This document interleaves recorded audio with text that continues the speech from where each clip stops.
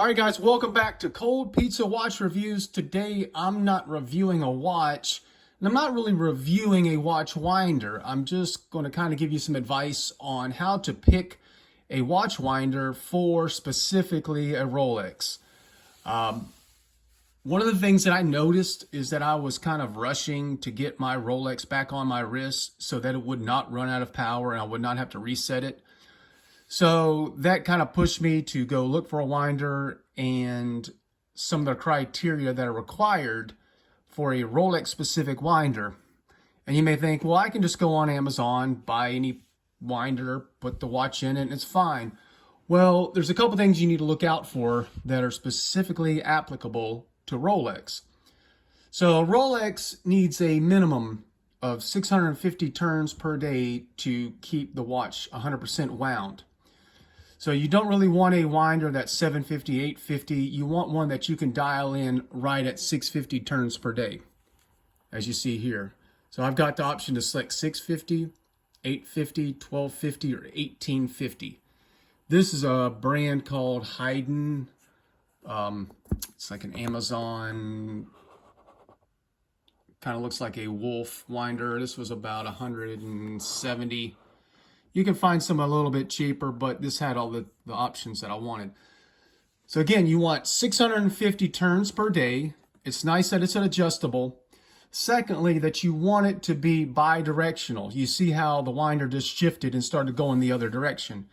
A Rolex is wound bi-directionally. The rotor spins in both directions and it's applying power to the mainspring in both those directions.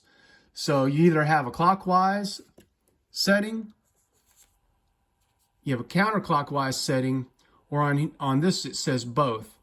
You want to make sure that your winder is going to be bi-directional for your Rolex, and honestly for the majority of automatic watches are wound in this way. I haven't seen any that are just clockwise specific, but just make sure that you've got that option to be able to click from counterclockwise, clockwise, and then both bi-directional.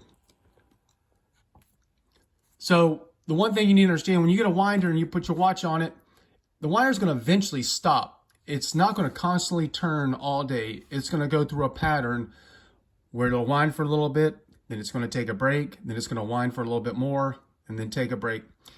It's not a problem that if you're going to stop the winder, pull your watch out and wear it, then put the watch back in and put the winder back into play, that's not going to harm anything.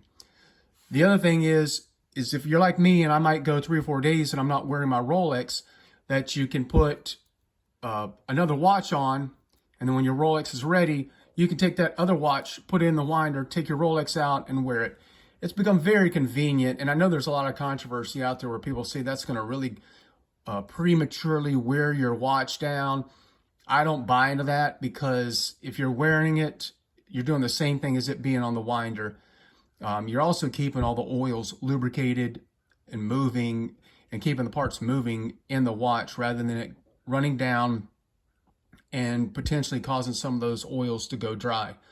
I don't see any issue of it harming the watch. Plus, if you own a Rolex, you're probably going to keep it maintained and serviced at proper intervals. So I don't really worry about there being any issue there. I wanted something that gave me the option to put my watch on a smaller cushion because I have small wrist. Some of these fixed bands or fixed cushions, I didn't think my watch was going to fit on it. So you want something that's soft and pliable. Whether you have a large wrist, you can use the winder that direction, or you have a small wrist, you've got a smaller cushion area to put your watch on. So that was important to me because it is a fixed bracelet. It's not adjustable. I wanted to be able to manipulate that. You see, it's quick and easy, pops right in. Now it's not ready to wind anymore. It'll go probably another 15-20 minutes before it starts up running again and keeping the watch wound.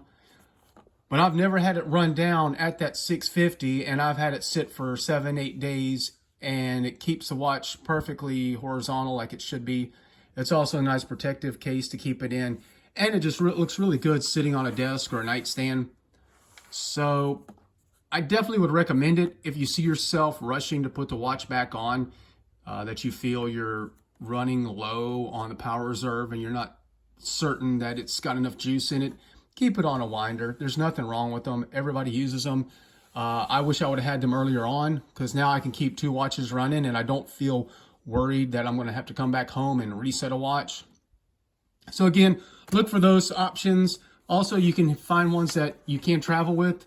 This one is got that ability. You can just put batteries in it, unplug it, and take it with you if you're going on a long vacation and you want to keep a second watch running. It's a bit large for travel. Honestly, I think if I was going to do a travel winder, I would get something else. This is more of a desktop model, but it looks good, works well. Just look for good reviews. Other than that, I really have no allegiance to a specific brand. I just want to let you know that it's not bad to have a watch winder. Some people say that it's going to tear it up. I'm not really worried about that. So go out and get one. I think you'll enjoy it. If you have any questions or comments, just leave them below and I'll try to answer them. Thanks again.